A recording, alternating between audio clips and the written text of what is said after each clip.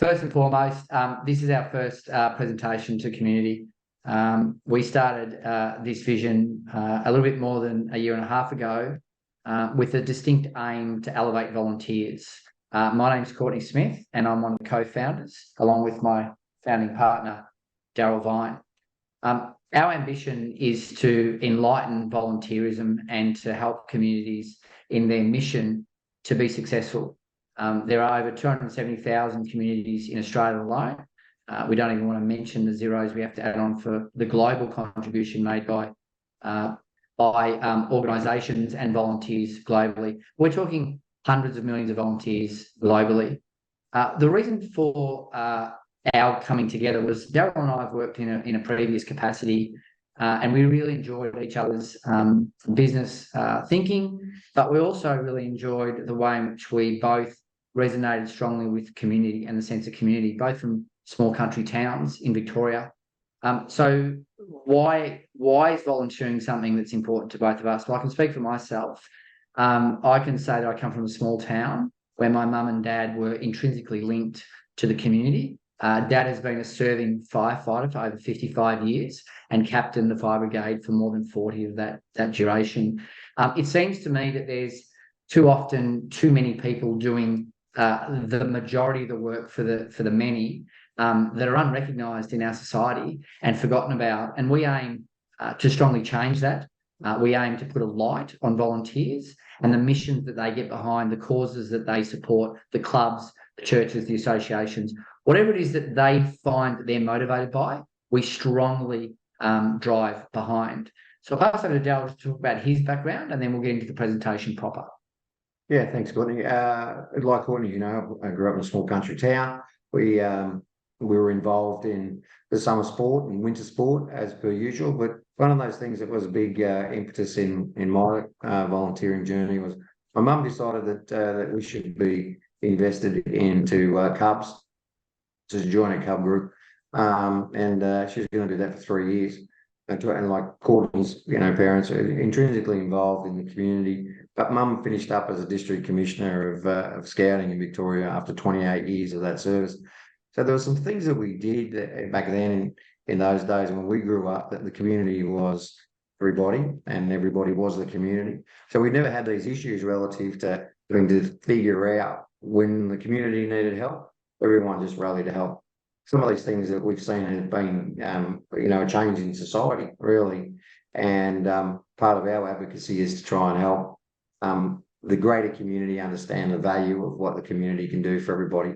So we built the Firefly Initiative on the basis of identifying and understanding those people that are doing good, because it's a good thing to do. And that the more good we do, the better the community becomes. Yeah, so from a binding perspective, first and foremost, we come from this as a way to shape, change how it's being done for a millennia, possibly longer than a millennia. And the concentration of our energy is building an environment that allows our communities, our local communities, to engage together to form a basis of connectivity.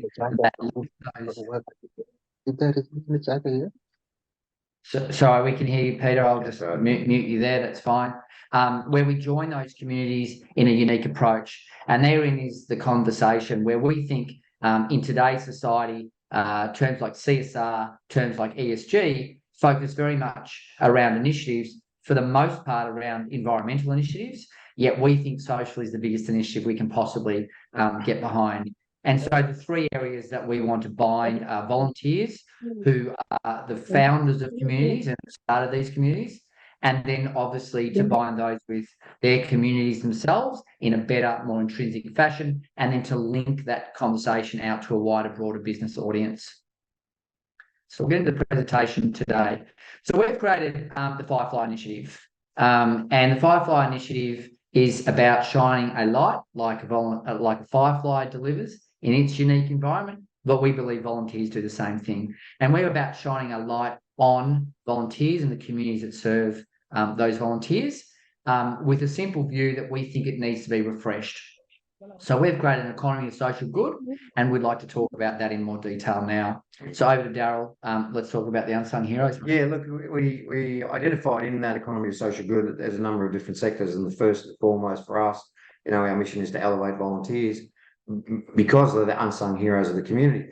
What we found after talking to many organisations is that volunteers have come under this umbrella of one, they're leaving, and two, we try to find out and discover what actually the motivation for them not to. But in that discovery, we found out, and we'd love to hear feedback from all of you about whether or not these issues resonate with your organisations. But we discovered that they were tired and overburdened. We see that there's a lot of legislative changes and administration in organisations now just becomes endless. So volunteers, and again, Courtney mentioned earlier about the few doing for the many, and until we can actually diversify those tasks, there is a few people doing a lot of work. They're overburdened. The other thing that we heard a lot of feedback from volunteers is they're underappreciated. That unsung hero, and they do that because it's a good thing to do. But at the same time, you generally, as a human being, contribute to the good, and you contribute to a point where you go, why am I contributing? So the appreciation of volunteers is critical. In the current socio-economic environment that we're in, people are mindful of their finances, and a lot of those burdens that volunteers, where like the average cost we found out was about $1,700 of out-of-pocket expenses for a volunteer to be able to give their time to an organisation, fuel costs, travel costs, all those sort of things. So out-of-pocket expenses was a big one. And at the end of the day, the volunteers weren't rewarded for the contribution that they make. So part of our problem-solving process was to identify these problems. And like I said, we'd love to hear, and you can put in the chat if you agree, disagree, if there's other reasons that you have why volunteers aren't as forthcoming as what they used to be. Then that'd be great to know. So without volunteers, we don't have community. It's as simple as that. And I would have to say without hesitation that we're in a time and place where I think community is going to become more and more important. We look at the casting spell of mobile phones and the technology that's driving attention economies over and above what we call action economies. And so without community, there's often places where the diverse culture that we have in Australia can't land and can't engage in a face-to-face element. And we think that's a critical component for the future. In order to keep those communities alive, though, it's one thing to manage volunteers. It's another thing to continue to manage the outcomes of that organisation that you're supporting. And that often requires funding and fundraising. So we've found ticket number one appears to be finding volunteers and keeping them. And there was a coin phrase by one organisation that I was working with who said, when you're a volunteer and you get into what we call a formal volunteering role, so a committee role or something like that, you have to be able to recruit yourself out of the role to get out of the role, because no one that has intrinsic love for the delivery they've already given for 2, 3, 4, 5, 6, 7 years wants to see that organisation go down. And so if they can't satisfy an outcome for themselves, they will stay. And that's about 99% of the people that we've met. The other thing is, how do you acknowledge and reward volunteers? Well, it's really hard. We talk about the pat on the back. It's great. My dad, when I asked him how many times he'd been thanked over his 55-year journey, he said about 10 times, and about 8 of those after I'd saved the house. So quite an interesting paradigm to think that these people are doing these really important things in society without the acknowledgement and the general populace appreciation. Fundraising, that is a challenge. And we're having a great time learning about this. We're in multiple incarnations of experimentation in Firefly. And one of the experiments we ran recently was to work with the Pegasus Group, which is a group of hotel chains. And they had an amount of money they wanted to deliver to community. So we worked with those guys in a fundraising initiative that's very unique, which we'll talk about a bit later, but fundraising very challenging. And then finally, the work effort and just the sheer grunt and the competitive nature of sponsorships and grants. These are all things that become what consultants are happy to talk to not-for-profits about. Let us come and write a grant for you. not much good getting a grant for $5,000 if the consultant takes home $5,000 in the grant writing process. So these are the challenges that we're seeing under the community scenario. Is Mary in the audience? I don't know if anyone can see, because Mary was We're just finding out. invited. Not tonight. Okay. So Mary is a great story. We'll talk to the story of Mary's organisation later. She said she'd try and pop along tonight. She's a very busy lady running a big association in Melbourne for disadvantaged sport players. So let's talk about some of the problems that we find between the association of local business and locally connected businesses with their communities. Yeah, some of my background, I've been in sports sponsorship for quite some time. And a lot of the reality of those local businesses in our community, they want us to be able to support organisations. But at the end of the day, too, they're in business because of livelihood and all the other fundamentals that come with being in business, e.g. profit, e.g. return on investment. And we've found it a lot across a lot of those community sponsorship platforms that they're just not working anymore. We also have the opportunity for local business to be either a supporter of a particular organisation over and over again. And again, it doesn't grow the community, it doesn't grow their business base. So we looked at that and we asked a lot of questions about the local business and what they really need. There is unlimited sponsorship choices in most local communities. There's 10 to 15 to 20 different organisations. So part of the decision-making process for those small businesses is who do I actually support? The other one was that they were unlimited social media advertising opportunities, Facebook ads, Google AdWords, all those things that become confusing for a local business.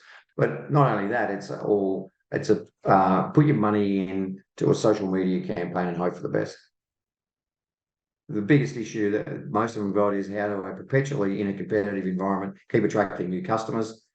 And with, like I said, the existing sponsorship, like we talked a lot about, we spent some time with one of the local clubs in Frankston who has 23 sponsors. We asked him if he could name the ones that were on the fence. He named about 2, and it was the president, by the way.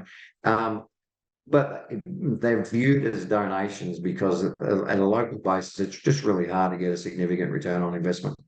So we wanted to help those local businesses not only be able to get bang for their buck, value for their money, also generate a new customer base, but be able to spread the approach to more than just one organisation at a time.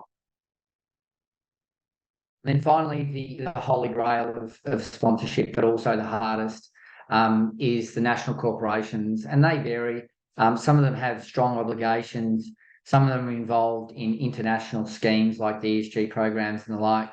Others have just a penchant to support local community because they've got branches or associated interest in local communities. And so these guys are very discerning and challenge a lot of the status quo of the way in which an organisation would engage with them. And this is where we're linking both the small business that Darryl talked about and the large corporations in quite a unique way. We know for a fact that one of the key components is understanding how they align to the regulatory mandates they're falling inside. So an example of that is that in the gambling sphere, there's a lot of money that is given downstream, and I would say almost checks written without thought, with the simple view that they have to do it by government reg. We also have ESG, World Economic Forum, all pushing down. And on top of that, we have a number of stakeholders in these organisations that need to tick boxes. And often those stakeholders are from CSR. We have HR managers. We have acquisition and marketing teams. We have CSR officers. We have a whole gambit of stakeholders we need to talk to in order to get action or attention. And so we take away the burden from an organisation to do that by engaging in a unique way that's measurable, that's sustainable, and allows them to be able to report to their stakeholder groups. They're really concerned moving forward around their positioning around social washing and environmental washing. And for some reason, environmental has been the big tick in ESG for them. I think it's because of the offset programs, and we'll talk a little about what we think is a better viewpoint, which is the onset program for social. And then finally, like small business, they spend money on a whole range of mechanisms trying to get value, to get customers. And so the concept around engaging for purpose and demonstrating that you are a caring organisation in community, if you can display that effectively, then you can get their dollars. And we hope we can help aggregate on those funds. We're early days, but we've had some success already, and we're in the infancy of a program rollout, which is driven around technology. So what we thought we'd do now is we've given you some of the highlights of the concerns of each of the stakeholder groups. Really, at the end of the day, they're the two sides of our marketplace, the volunteers and the communities on one side of our marketplace, and on the other side, the small businesses and the corporations that support community today. So let's talk about the benefits and get into that side. Yeah, one of the good things, right? Benefits. Yeah, I like them. Yeah. So, You're right. so a couple of the things that we really want to focus on is simplicity. You know, like I said, a lot of volunteers are suffering from, being overburdened and tired. So the last thing we want to do is make our model a complicated thing. So we're on 3 touch points. First of all, we allow the opportunity for the volunteers to be able to record the time that they give to the community. Yep. It's a simple, just tap on that and record your hours. That then does 2 things. One, it gives you some validated data relative to how many volunteers and what hours they're doing, and the functionality of those hours. What do they commit that time to? The next thing is then to convert that time, once it's been validated, into receiving rewards and discounts. We talk about the connectivity with the small business sector, and a lot of them are doing a 20%, a $20 off, a $50 spend, which equates to about a 35% discount for the volunteer.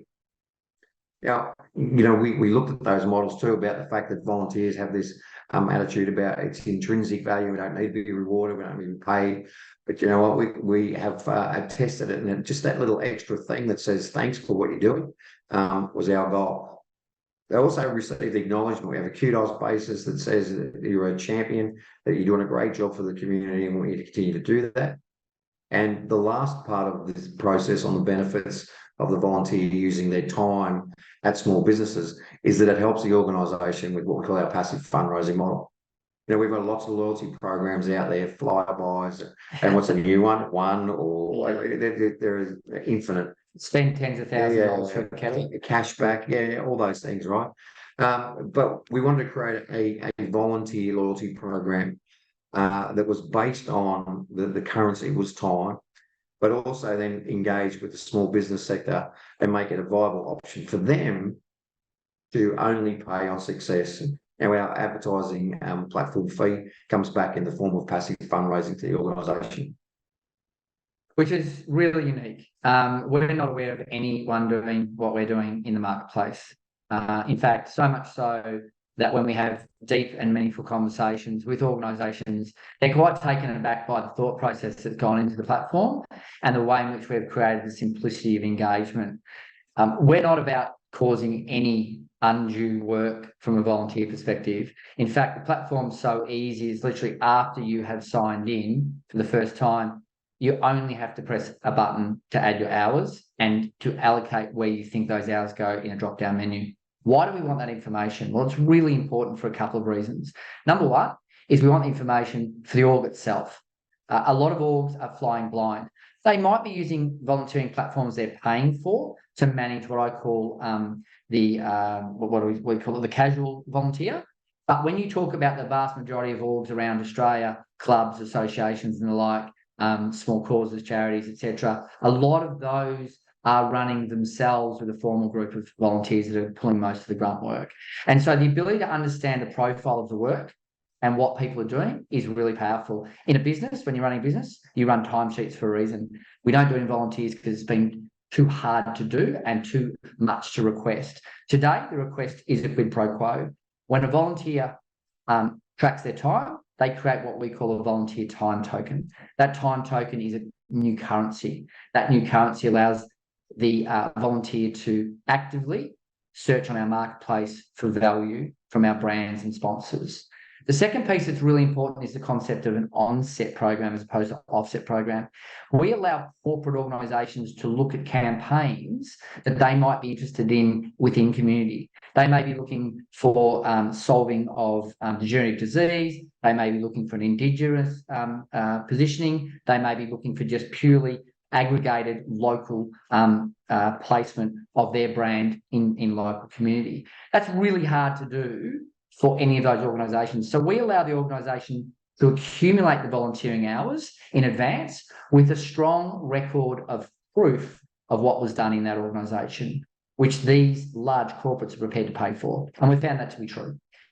We also give access to special offers that would allow more volunteers to be attracted, which is a super important piece of the puzzle. So as you build social kudos, as Daryl mentioned, you got the kudos ranks, and that's hours or engagement in the community.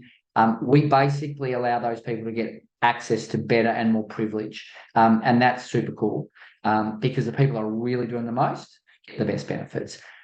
We can focus around ESG sponsorships, where I mentioned, which is an onset as opposed to an offset. And then finally, the aim of the game is to find these volunteers, attract them and keep them, because a lot of organisations don't support or survive without.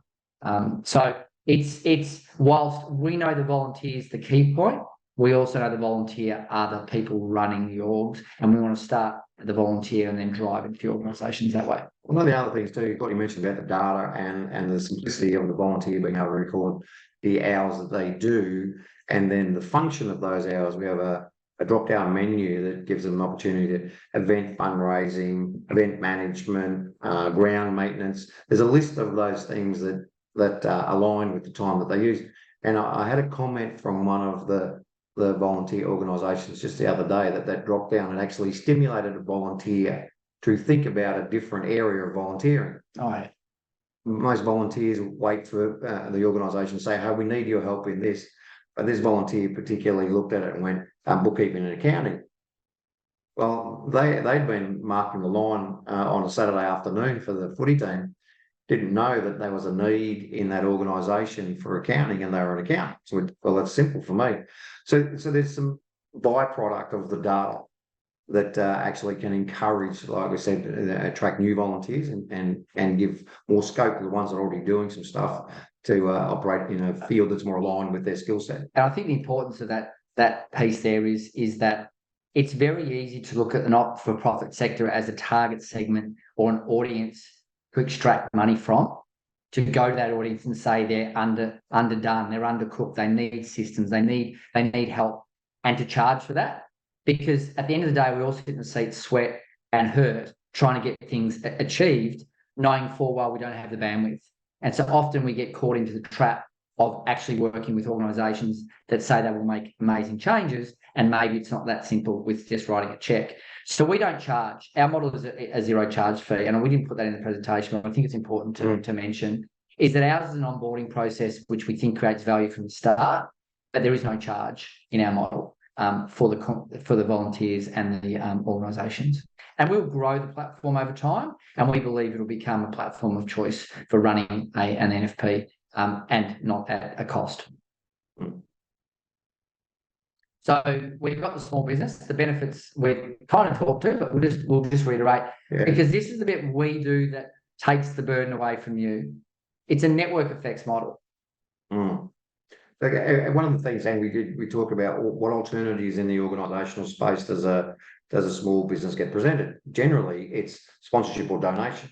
Yeah. You know, and I'm sure the orgs that are with us tonight have been out trying to fundraise, banging on plenty of doors of the small business community that support them, but you get that process. So I'd love to support you. Yeah. But I just wrote a check to Tom. Yeah. It happens all the time. Or look, I give $200 worth of sausages to the footy club every weekend, and that gets a bit tiring. So part of our process was to simplify sponsorship selection. It's a sponsorship with the small business being in our marketplace is a sponsorship of the amount of organisations that have joined our marketplace, not one. And we have geographical locations to that, but it gives them a instant touch point to thousands and thousands of who we think are the best customers in the world, which is the volunteer. It widens their market reach, as we just said. So one, they get to simplify the sponsorship and go, I can put all my normal collateral cash that I would donate into discount model or into redemption model. And we'll talk about that in a minute. But it widens their market reach. It creates new revenue before expense, which is the thing that we work really hard. Now, our platform, as Courtney said, there's no cost to the organisation to join the Firefly Initiative. There's no cost to the volunteer. So what we really wanted to try and do is go, how do we make it no cost to the advertiser or the sponsor at the same time?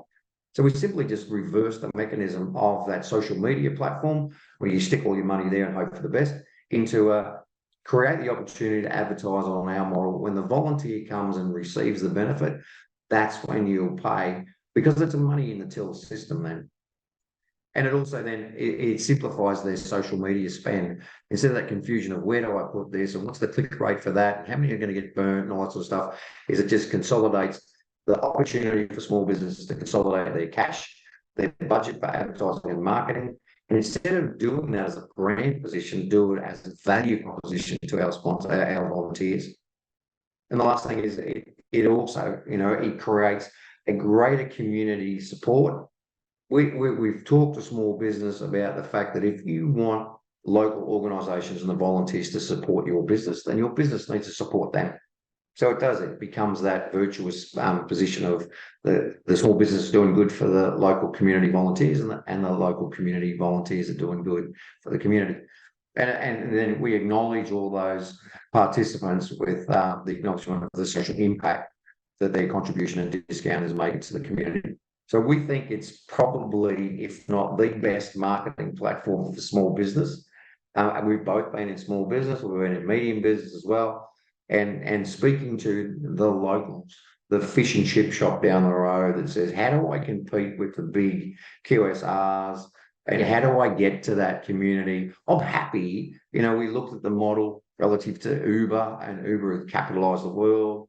And we just said to those businesses, they're saying, look, you're already paying a 30% premium to be on that marketplace. We'll give that 30% to the volunteer instead. We're early days, we'll admit that. We've actually signed on a couple of reasonable size business networks, which are bringing on and onboarding their members. They're actually paying us to bring their members on because they need to show value back to their constituents, the small to medium businesses around Australia.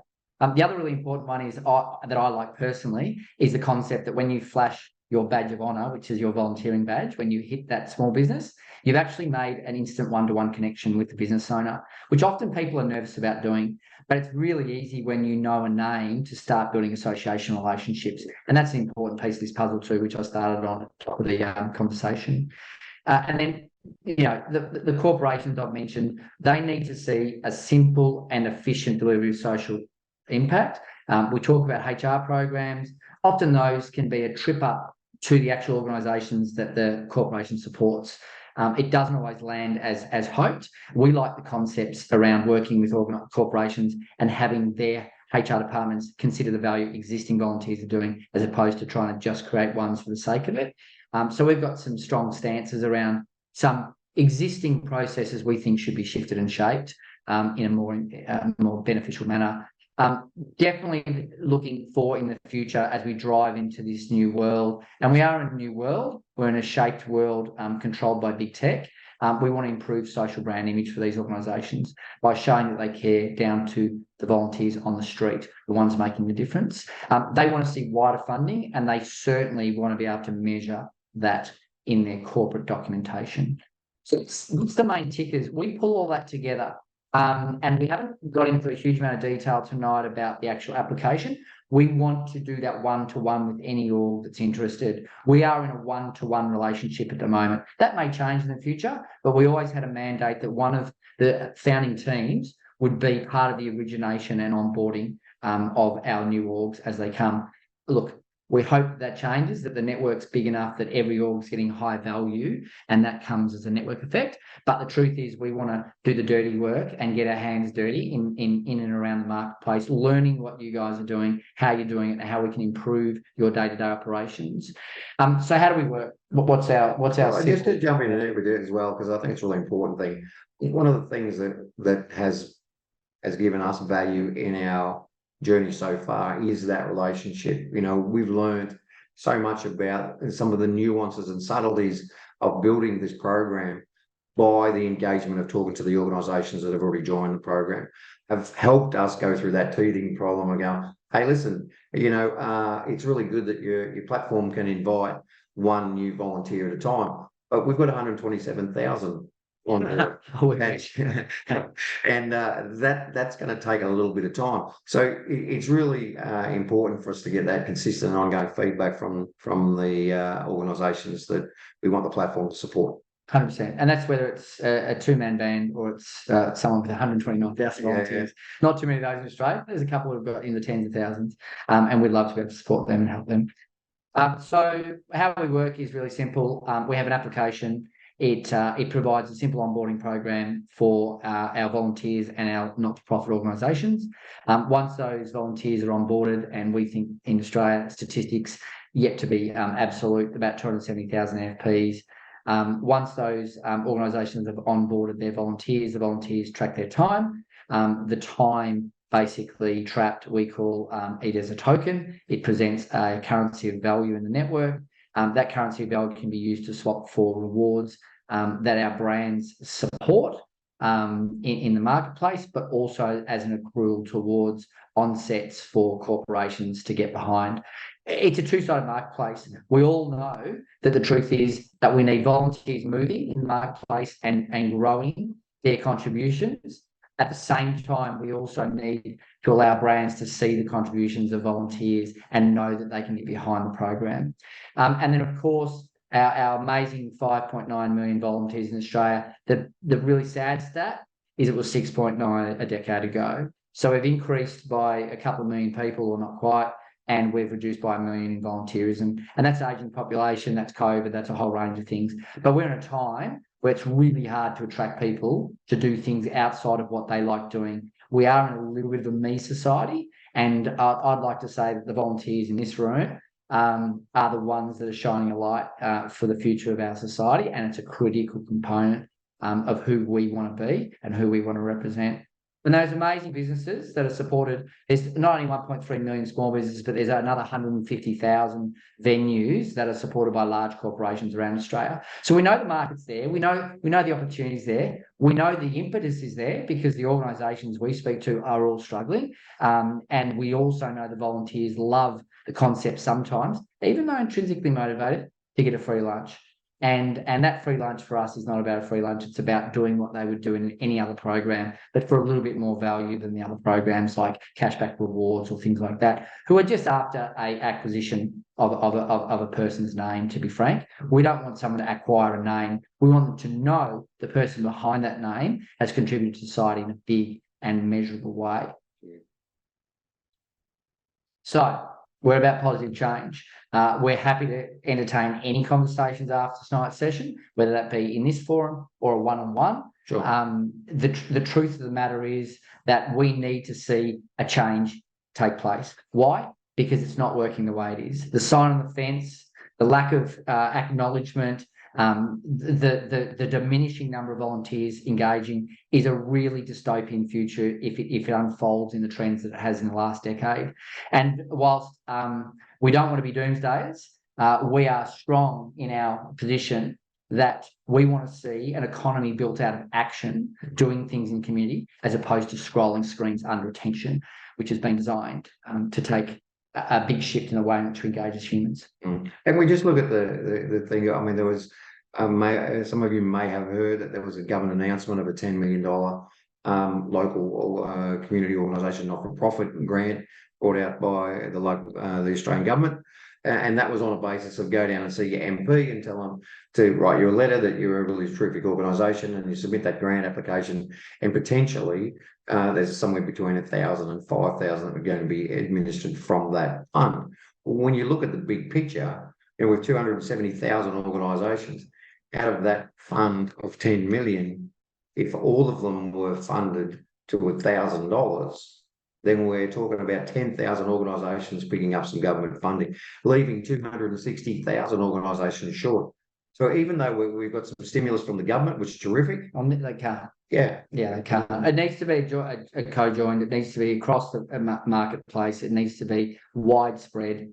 The thing that you might ask at the end of the presentation, and I'll open up to the floor now. But the big question is, how do we maintain what we do? We're a for-purpose, for-profit. We started as a not-for-profit, and we found that people didn't want to really talk to us as much. When we showed that we had a really strong commercial initiative around how we were going to market, then people started to listen a lot more. So these are the experiments we've had.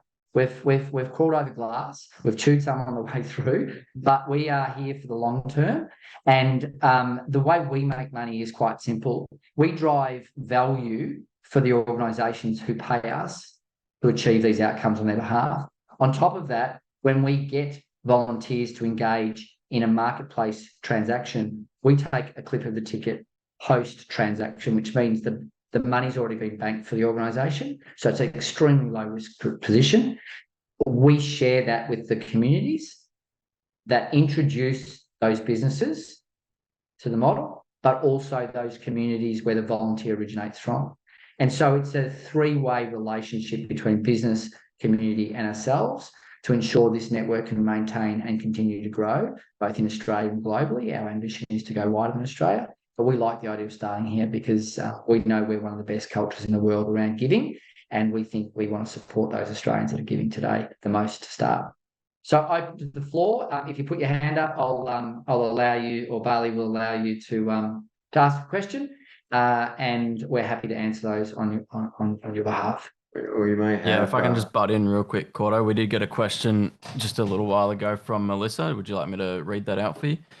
Yeah, please. Cool. So she asked, you mentioned about the cost of grant writers to non-for-profits, which is burdensome on small NFPs, but there is still a huge landscape of large grants for many. Could Firefly become a part of a diverse fundraising strategy for small non-for-profits, like a catalyst or amplifier for larger funding in the short term? It sounds like Melissa might have an answer, and no, having a simple question. In truth, look, we're not trying to dispute the grant place or marketplace. It's a really important part of the not-for-profit landscape. Having said that, I think the framing by which grants are currently undertaken means that you have to have skills in many instances to achieve outcomes. Small NFPs would generally struggle with that task without outside assistance.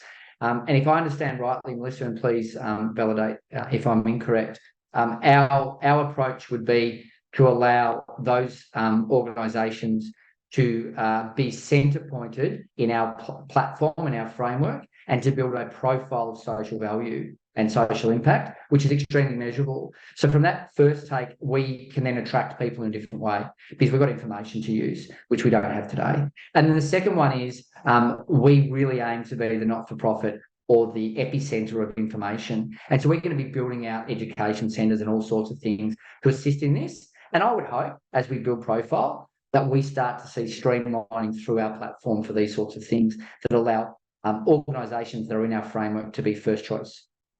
So I don't know if that answers that, Melissa. Have you anything to add? Oh, no, I just wondered if Melissa can answer that question. Yeah, thanks. I think, do you know what I was thinking at the time when I wrote that is there is a lot of money being put into grants, and NFPs are sometimes not using it in the best because they're applying to multiple grant providers. There's no oversight for duplication of funds.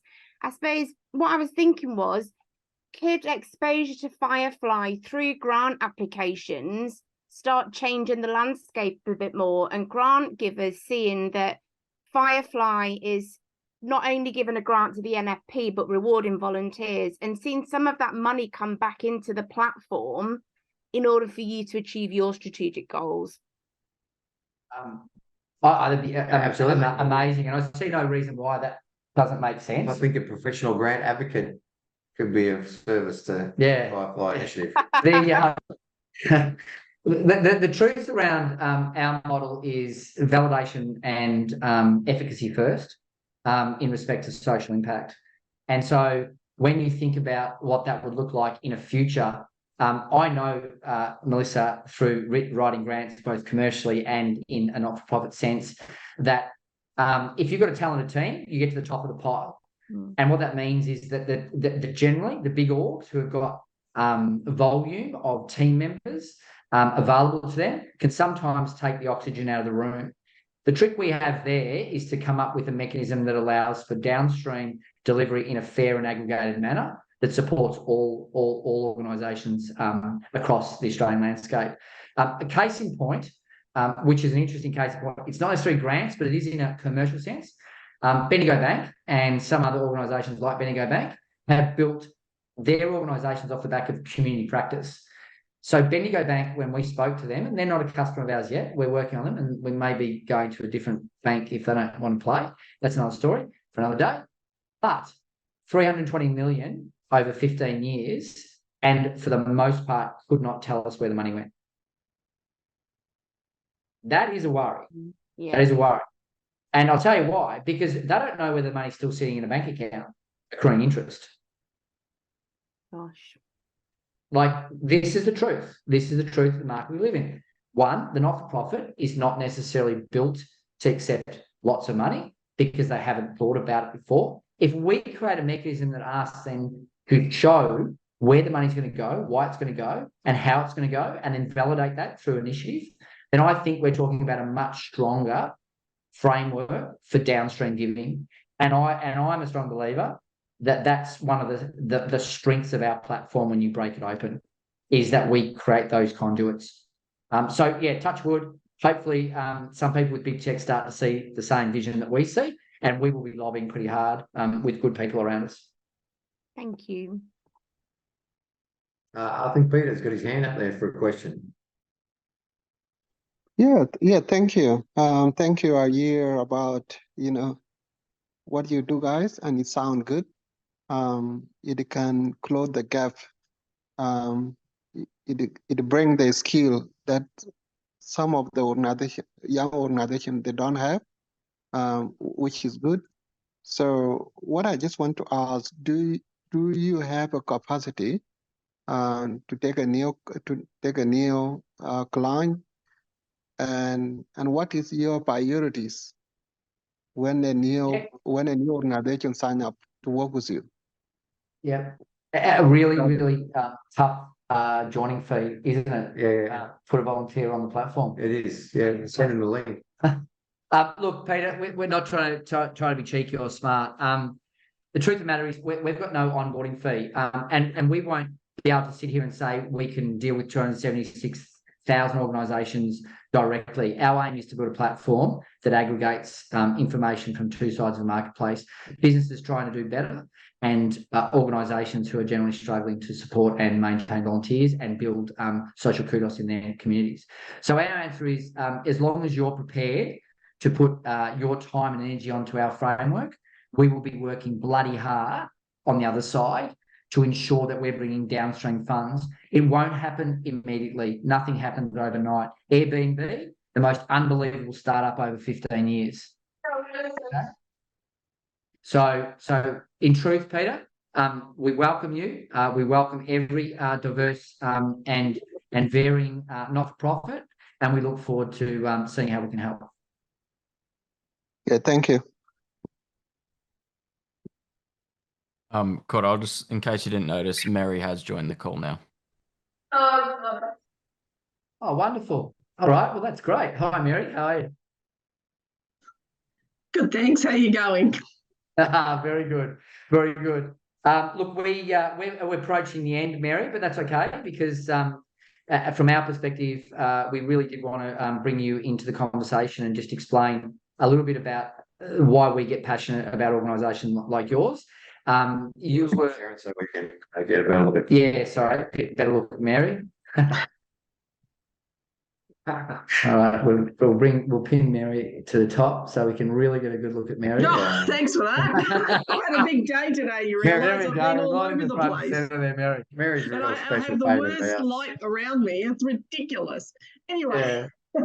So welcome, Mary. So we'll Thank you. pose some questions to you, but probably just as a high level, we might introduce how we came to meet Mary. Sure, do you want to do that? Yeah, look, we had actually, it was really funny because we had an interesting conversation in our first encounter. We had the opportunity, as Courtney mentioned earlier on, with one of our corporate sponsors that was presented the opportunity to start to engage in a quasi-trial ESG sponsorship that we talked about earlier in the fundraising side. So we sent out some invitations, and we got some phone calls, and I got this phone call from this Mary, and harassed me. It was like, oh, but how do you do that? And how do you do this? And we've got all these different levels of our organisation. And I go, Mary, just come along and have a look. And anyway, she did, which was terrific. Mary is, for all those people that are in the room, Mary's an awesome individual. She's one of those people that you meet that gives us the opportunity to really appreciate, what we're trying to achieve, which is to help support those people that are doing good. And Mary just does a world of good. I'm not going to steal your thunder and introduce your organisation or how special that is. I'll let you do that. But Mary is she's starting to be one of our champions. We love what she does, and unfortunately, I didn't get the opportunity to come down to grand final day like some others that may be in the same room, but maybe next time. So listen, I'm going to hand over to you, Mary. If you could just give our group here a little background on Feeder and yourself, what you do in the community, and then we'll razz you this time about what Firefly has done to help your organisation. Thank you. Thanks very much. Yeah, look, I was introduced to Firefly. I used to work for Flywire, so I get them crossed all the time. It's kind of flybys for fireflies, right? About 3 months ago, and rightly, as Daryl says, I was concerned.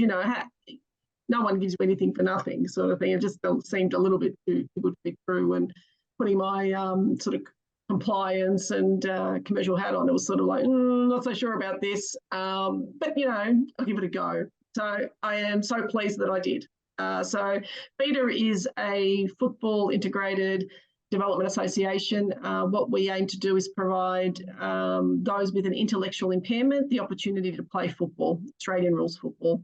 So they want to play like our AFL players. They want to, showcase what they can do and play in a weekly competition, as all mad Melburnians want to do, I think.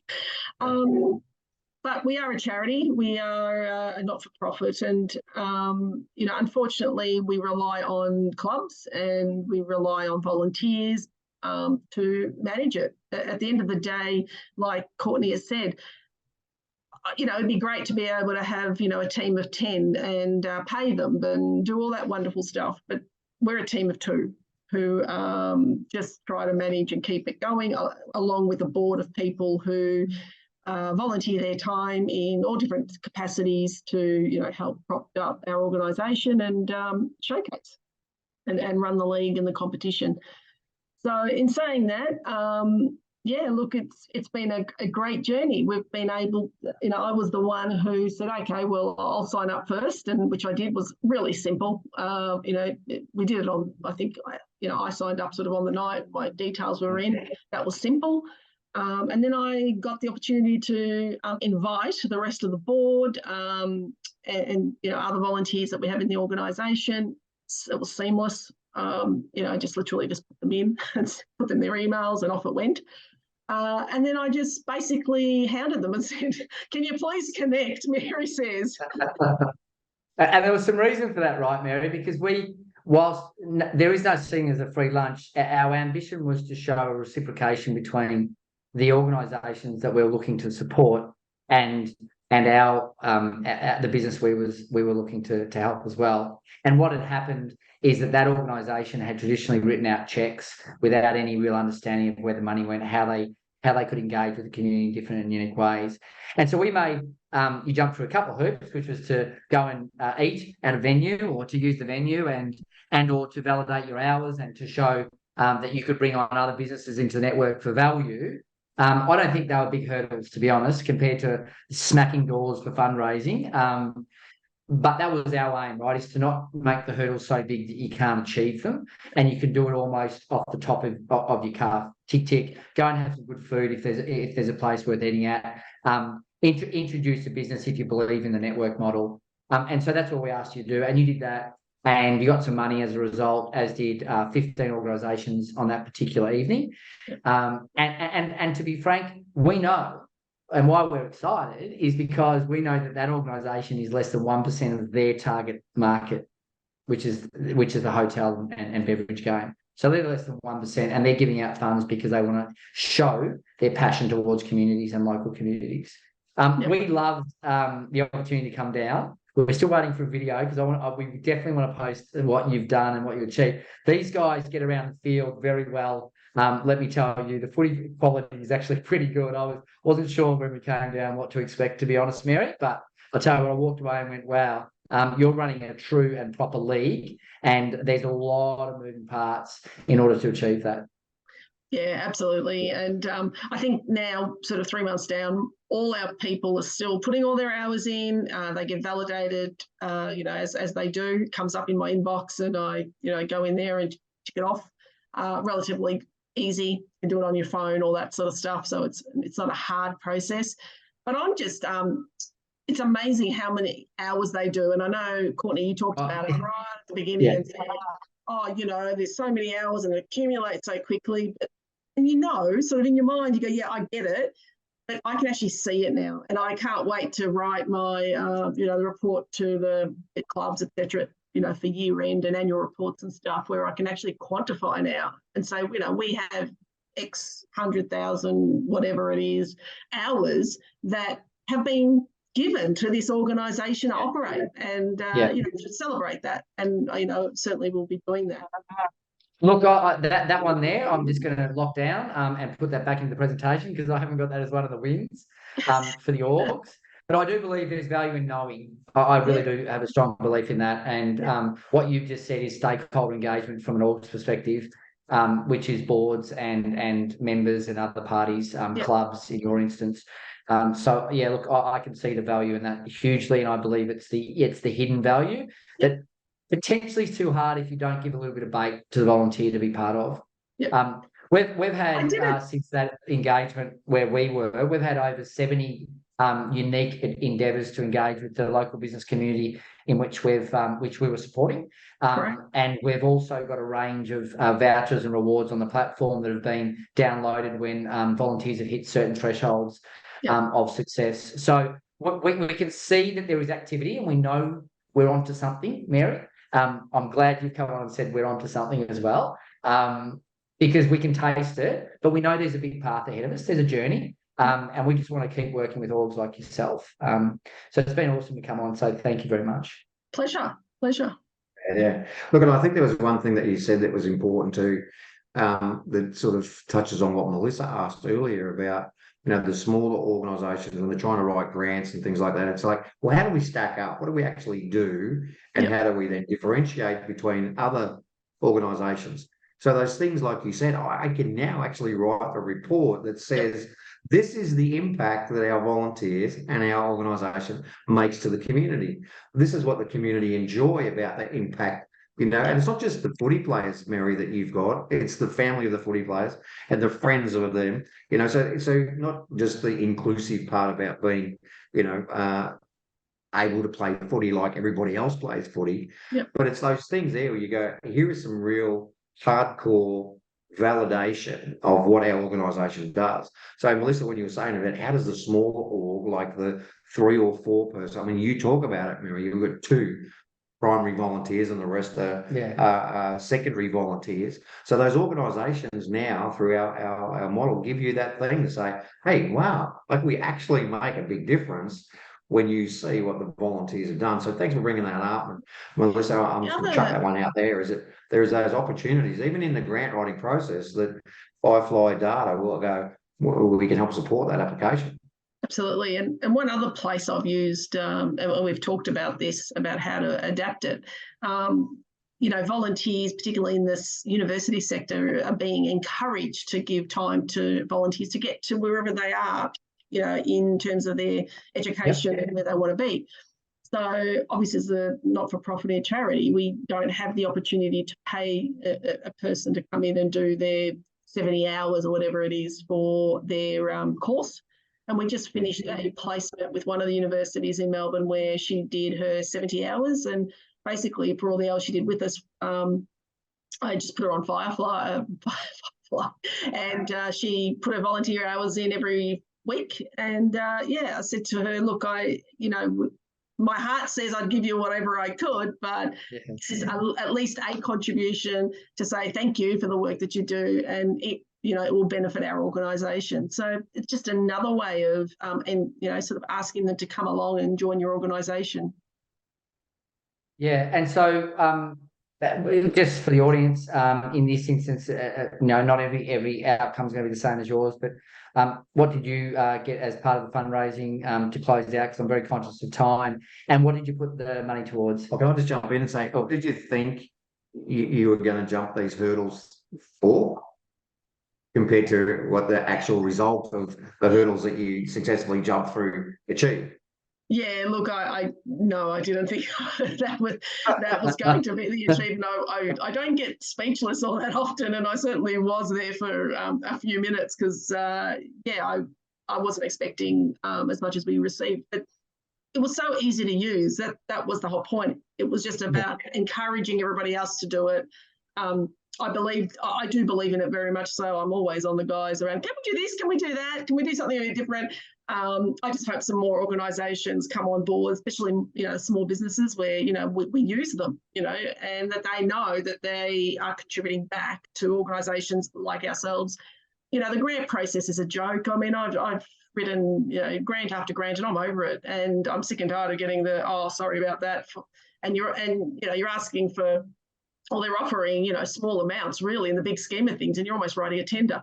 And I've written my fair share of tenders in my life. Yeah. Look, and you sweat over it. And you think, why am I doing this? Because if I don't get it, I've just wasted hundreds of hours. Like, it's just a pain in the bum.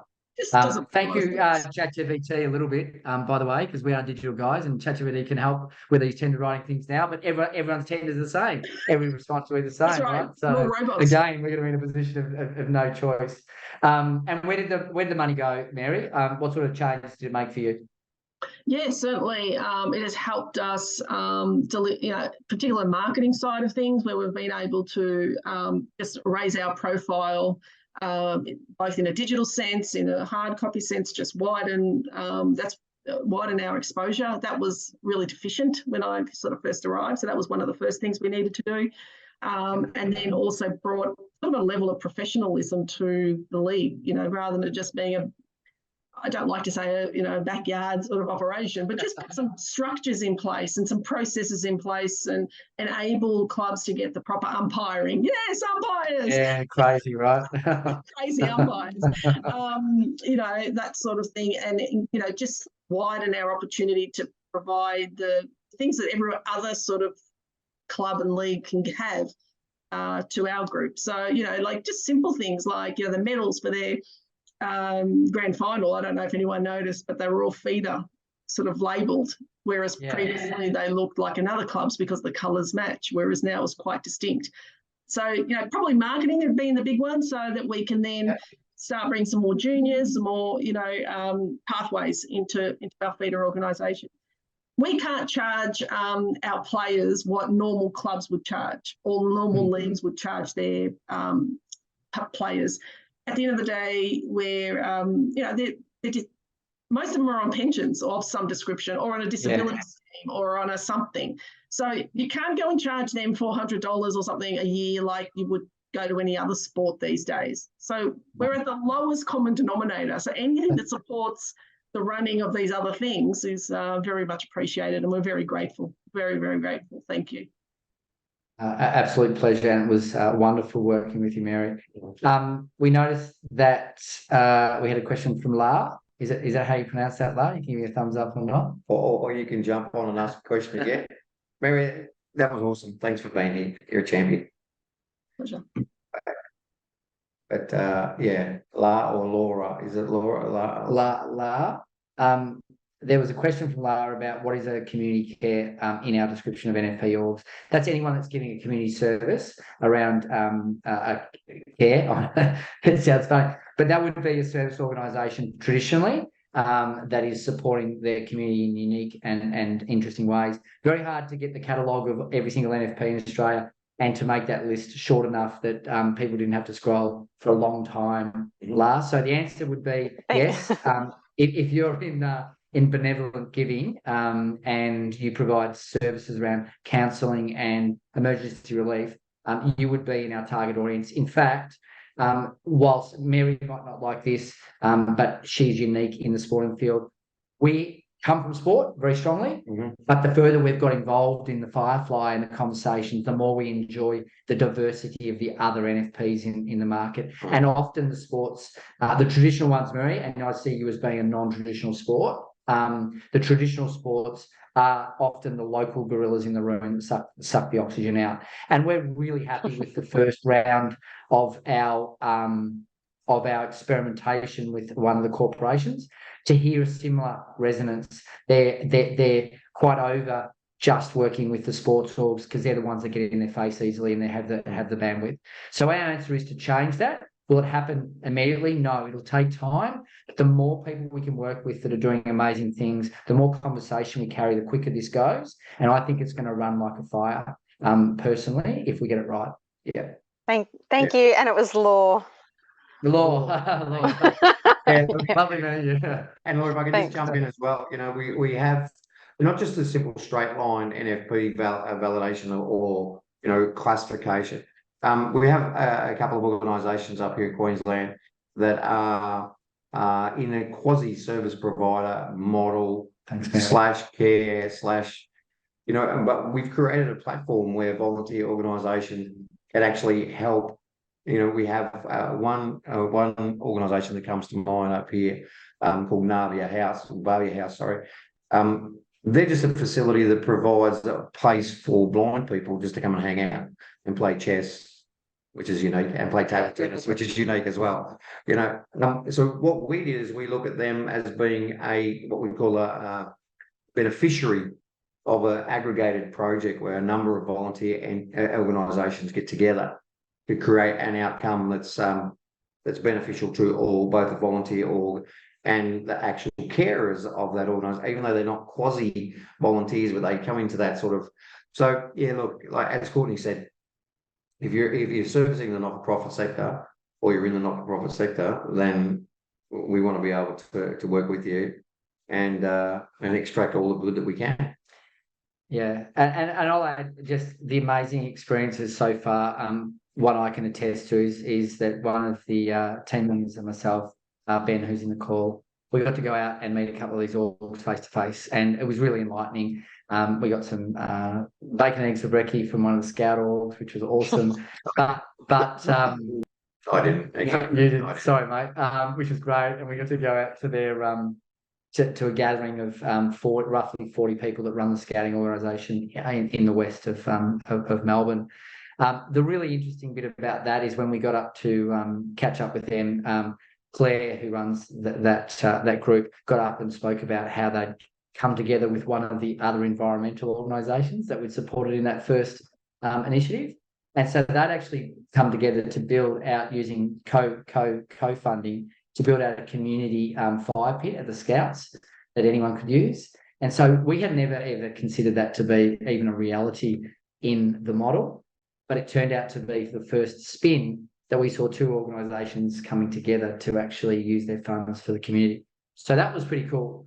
So we've had a couple of little wins in this first round that if we can replicate anywhere in any shape or form in our second, third and fourth and expand and grow, I can't wait for the stories to come downstream because we'll tell them from the rooftops. That's who we want to be. We want to shout out the good news stories and the amazing achievements of these organisations that are often under the radar and forgotten. So perhaps, given it's now an hour in and we were hoping to knock in 45, we might close to that. We are open to conversation. We are super keen to engage with anyone that comes along and shares their time with us.